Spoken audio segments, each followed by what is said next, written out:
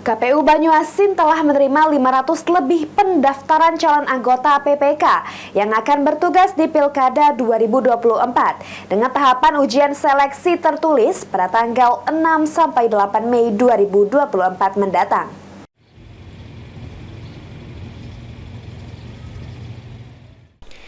Komisi Pemilihan Umum Kabupaten Banyuasin menerima 500 lebih pendaftar untuk calon anggota panitia pemilihan kecamatan yang akan bertugas di Pilkada 2024.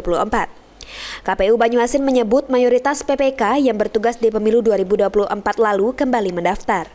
Ketua KPU Banyuasin Aang Midarta mengatakan pendaftaran perekrutan PPK ini akan diperpanjang apabila pada setiap kecamatan belum memenuhi kuota, minimal 2 kali kebutuhan. Aang juga mengungkapkan kalau untuk ujian PPK sendiri masih dengan sistem seleksi tertulis, memakai sistem CAT mulai dari tanggal 6-8 Mei 2024.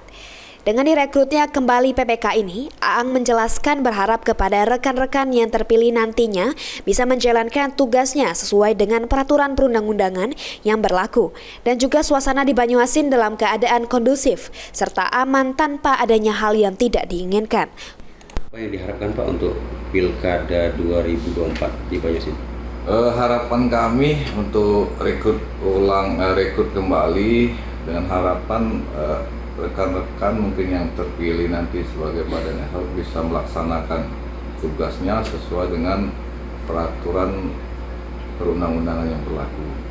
Dan harapan besar kami mudah-mudahan Banyuasin bisa seperti pemilu ya, dengan suasana kondusif, aman. Suryadi, PAL TV.